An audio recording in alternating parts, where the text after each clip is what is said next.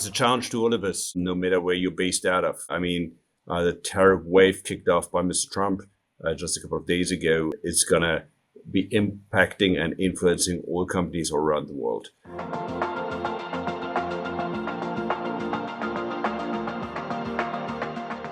You need to understand the option that you have available. So you need to understand, can you change supply? Can you change raw material? Can you change something or not?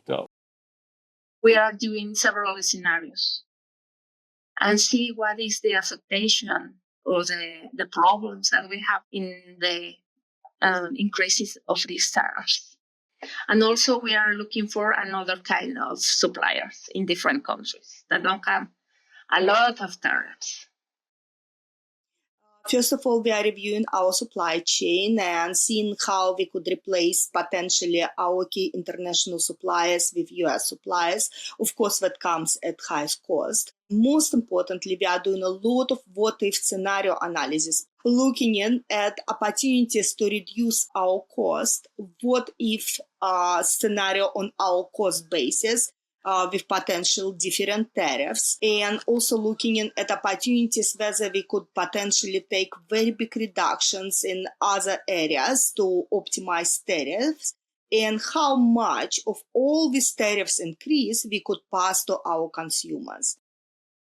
Whether to do cost cutting or handing it on to customer also depends very much on your margin. If you have high margin product, you're much more able to somewhat buffer steep input prices if they are temporary and you deem they're temporary. This is not only the margin of the business, but it's also the cash position of the customer. Sometimes really, even if they're low margin business, they try to buy others out of the market for strategic reasons, i.e. keep the prices low such that the others are going to go belly up.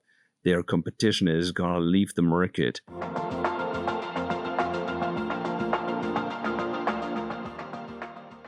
There are different approaches, let's put it this way. An approach which occurs here and there is Excel. Here and there has a high frequency, let's put it this way. But you're able also to do the simulations based on our AP system. You can adjust tariffs, you can come to scenarios.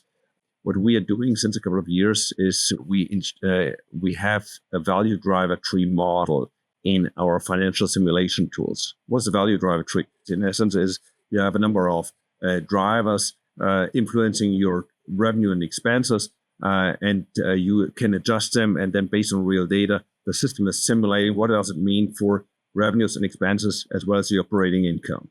And adjustments can be increase in prices of flour or eggs or whatever for pasta. It could be also tariff-driven or inflation-driven or whatever it is at the end of the day.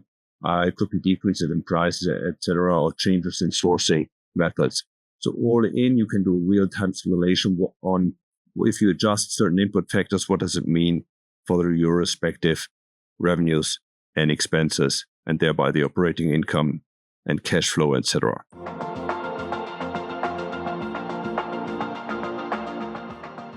We try to do our best in order to understand if it's a temporary event that you can absorb or if it's something more structured. If the market structure, you need to be able to react immediately, because otherwise you cannot wait 6 months, a year, because then it's too late. I think that to have a proper infrastructure, technology that help to take the right decision in the right moment is the key in this market that is evolving quite quickly. It's always a trade-off, also with the supplier, with the customer. From one side, you need to have less cost as possible. From the other side, also, you need to have a better sales. But sometimes if you increase your listing price, it doesn't mean that you, at the end of the year, you have a better EBITDA. Probably is healthier, but not doesn't mean that it's bigger, let me say.